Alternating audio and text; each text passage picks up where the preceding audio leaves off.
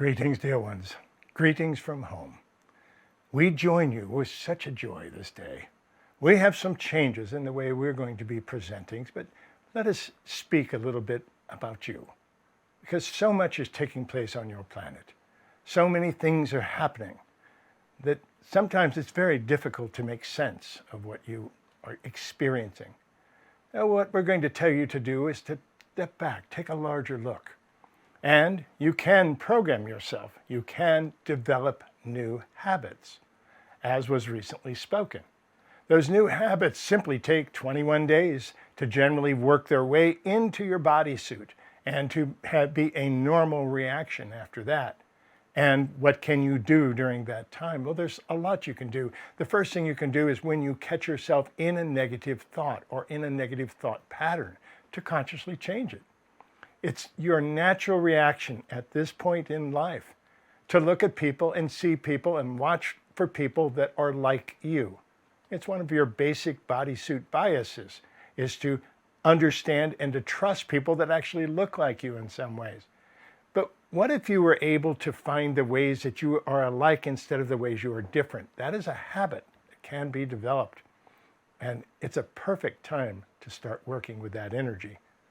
So we'll pass that on to you as one of the tools of the higher vibrations of the new planet Earth in the fifth dimension. Another tool, of course, is your triad. We asked you some months ago to work with a triad, to find two other people and make a triad, or 4 other people, and basically connect with them energetically. Sometimes you'll be able to connect with them physically. You'll be able to talk with them. You'll be able to email them, things of that nature. And other times you won't. Other times you may choose someone to be in your triad that has not chosen you to be in theirs. So maybe that's not available. It doesn't really make a lot of difference. What we'd like you to do here with your triad over the next several months is to connect with them energetically and to reach out, to hold those hands, to amplify your energetics as you step into the world and as you move through the illusion of time-space on planet Earth. It makes it much easier to lean out and to have that support in different ways. So we ask you, if you haven't found a triad, this is a great time to basically create your triad of support. The triad is a very profound way of doing things because almost everything on your side of the veil is divisible by 3. We'll tell you more about that another time. But there's things going on that we wish to talk about specifically, for you will see some changes in the way that we present to you. Back 25 years ago, when the Keeper first started channeling, as he calls it, we came to him. He was in a group of people chatting online, talking in a chat room, so to speak, and was communicating with other people that were learning to channel. And he himself asked to start receiving that material. And he would sit with that energy on his keyboard, waiting for that material to come through. Sometimes he waited a very long time, but that's all right. We were there. It just took him a while to adjust to us. And then the information started coming in. And he asked some very specific questions, which he wanted to know. Because in this chat room, people had told him, they said, you have to be careful when you open up the channel because you can bring in the bad guys. Interesting. So he asked questions. He wanted to know basically our name, rank, and serial number. He wanted to know who we were, how many of us there were. He was aware we were a group of entities. But he wanted to know much more about that. And with that, a fascinating thing took place because he was able to ask us who we were. And we said, we'd rather not speak of that. We want you to take this energy for the power of the energy and the word that are with it, not because of some label placed upon it. And he went into fear and basically cut off the channel at that point. He walked around for several days with this horrible smile on his face. He was so frustrated because all of his friends were starting to channel, and they were channeling Viwamas of the 23rd century and all these different attributes, and they all had different levels of vibration that they were able to quantify, and he had nothing. So he cut it off, thinking that He was in connection with the bad guys. And then a few days later, he came back and said, "Knock, knock, are you still there?" And we said, "We have been with you for many lifetimes, dear one, and we would never leave you. We're always here if you choose to listen." And at that point, he said, "If you won't tell us what your names are and who you are, tell me why you won't tell me those questions."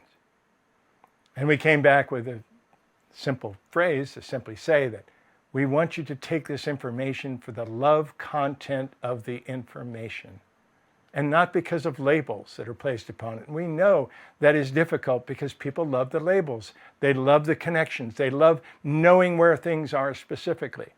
And this requires a bit of trust, a bit of faith to be able to receive these messages. Finally, he agreed and said, "Okay, I don't have anything to call you, so I will simply do it." But he knew we were multiples. He'd asked how many we were, and we told him there were 9. And 9 entities channeling together as one. Actually, he was the 9th entity. So there's 8 of us and 1 of him. And those were the 9 that he had called the group. And basically, he started channeling and putting out this information, and someone came back to him and said, "How many tell us who you are and what they are?" And he had to say, "Well, they don't want to tell me who they are because they want us to take the information and not give our power away to labels." And they said, "But we know there's a group of them, and we know there's 9, including me." And people would say, "Oh, the group." And they'd write back and say, "Well, what does your group say about this?" And that is where the words "the group" came from. Some years later, probably about 7 or 8 years ago now, we started giving him some personalities because he started specifically asking for that. And we started branching out and letting him know who was in the group. All little different specialties. You have the Keeper of Time. You have M. You have Ilra, who makes you smile with his rhythms. You have Merlia, who is the female aspect of Merlin. And you have the Scientist of the Heart, who brings in the science around it, how it blends together. So with these different attributes, it was able to focus a little bit deeper in some of these areas. And yet, dear ones, now the earth has changed. There is a grand need for unification. And we're going to take this opportunity to release all the individual parts and for us on this side of the veil to join hands again. Now, we've always been a part of each other and we always speak through the other. So it's a wide variety of information that can come through. But now we're going to approach you simply as the group. And we will tell you that we rarely use that name to identify ourselves, but it's a name that humans understand. So the group will bring you these messages as a collective going forward. The main reason for this is that there is so much isolation on your planet. Yes, some of it is being propagated intentionally, a lot of it is, and there are things that are taking place to manipulate you, to go in different ways, and to take your power from you. That can only happen if you're not holding hands. That can only happen if you are isolated. Along with technology and some of your social medias that have moved very, very quickly into the framework and also have no responsibility for what is put on their platforms, a lot of isolation has taken place. And we do not wish to contribute to that isolation in any way. So we are coming back together to bring you these messages of love. And that is the aspect that we wish you to focus on. How much love can you actually carry? We also mentioned that there will be a timeline cross. Eris is moving in your direction very quickly. The timeline crosses are simple for those of you who don't understand it. It's simply that you have linear time that you experience. That is the illusion of time that you do. But you also have a future, a present, and a past. And that leaves a line, an illusion of a linear aspect in all that is. Occasionally, those lines cross. When they do, they make huge differences in both attributes. Both lines and times change overnight. The funny part about it is it seems so natural, very few people actually notice that it's happening. We've brought this to your attention on several occasions. One is coming up. That is a rather long one. Sometimes timelines can cross at a 90-degree angle. Sometimes they cross at a 3-degree angle. When they cross at a smaller angle of that nature, they're actually overlapping each other for longer periods of time. That is what is happening with this one. It will begin basically on the 17th of December of this year and stretch mostly through February, at least the 26th of February in 2024. Now, what is that and what can you do? Well, this is an interesting part because Eris itself is incredibly out of balance. The planet herself is having difficulty very similar to Earth, and they have people who are in charge. But it is female driven, where yours has been mostly dominated by male energy. Now, this is the Earth herself that has arranged this cross because she will benefit much from it in other ways. But the way humanity can absolutely benefit from this is to anchor the feminine energy in your daily lives, to bring it through, to celebrate it, to encourage it, to work with it and anchor that light in any way you can. It's a huge opportunity, dear ones, and we ask you to come back together in any way you can.